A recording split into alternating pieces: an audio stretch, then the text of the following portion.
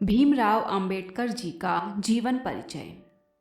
भीमराव अंबेडकर का जन्म 14 अप्रैल 1891 को मध्य प्रदेश में स्थित महू में हुआ था। वे रामजी मालोजी सकपाल और भीमाबाई की 14वीं व अंतिम संतान थे। उनके बचपन का नाम भीवा था।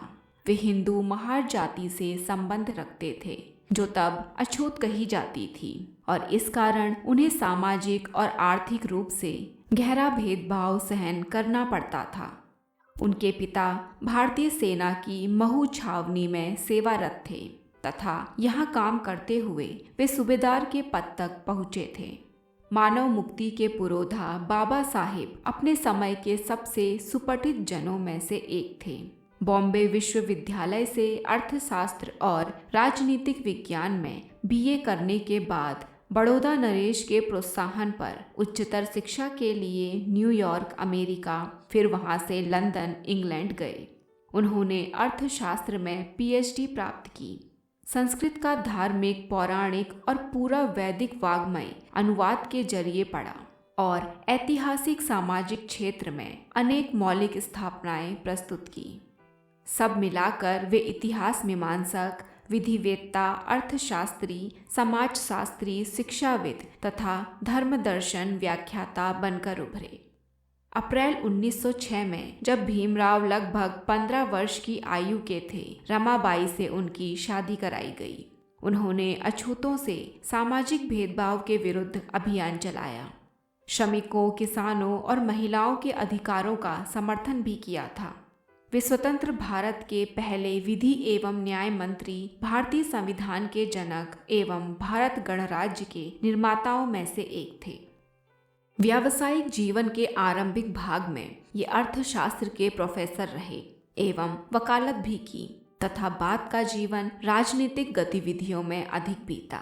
इसके बाद भारत की स्वतंत्रता के लिए प्रचार और चर्चाओं में शामिल हो गए। उन्होंने पत्रिकाओं को प्रकाशित करने, राजनीतिक अधिकारों की वकालत करने और दलितों के लिए सामाजिक स्वतंत्रता की वकालत की।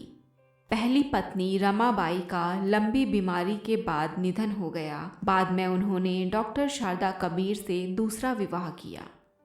उन्हें 11 भाषाओं का ज्ञान था, जिसमें मराठी, अंग्रेजी, हिंदी, पाली, संस्कृत, गुजराती, जर्मन, फारसी, फ्रेंच, कन्नड़ और बंगाली भाषाएं शामिल हैं। समाज और राजनीति में बेहद सक्रिय भूमिका निभाते हुए उन्होंने अछूतों, स्त्रियों और मजदूरों को मानवीय अधिकार व सम्मान दिलाने के लिए अथक संघर्ष किया। उनके चिंतन और रचनात्मकता के मुख्यतः 3 प्रेरक व्यक्ति रहे: बुद्ध, कबीर और ज्योतिबा फूले। भारत के संविधान निर्माण में उनकी महती भूमिका और एकनिष्ठ समर्पण के कारण ही हम आज उन्हें भारतीय संविधान का निर्माता कहकर श्रद्धांजलि अर्पित करते हैं। दिसंबर 1956 ईस्वी में दिल्ली में बाबा साहेब का निधन हो गया। सन 1990 में उन्हें भारत रत्न, भारत के सर्वोच्च नागरिक सम्मान से सम्मानित किया गया था। पुस्तकें व अन्य रचनाएं। भीमराव अंबेडकर प्रतिभाशाली एवं जुझारू लेखक थे। अंबेडकर को पढ़ने में बहुत रुचि थी तथा वे लेखन में भी रुचि रखते थे। बाबा साहेब ने अनेक पुस्तकें लिखी।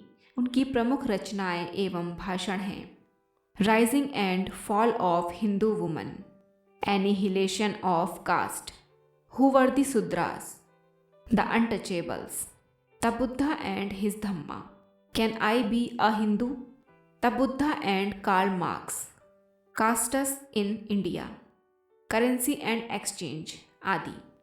हिंदी में उनका संपूर्ण वाङ्मय भारत सरकार के कल्याण मंत्रालय से बाबा साहब द अंबेडकर पूर्ण वाङ्मय नाम से 21 खंडों में प्रकाशित हो चुका है। अन्य कवियों अथवा लेखकों के जीवन परिचय के लिए सामने स्क्रीन पर आ रही प्लेलिस्ट को देखें।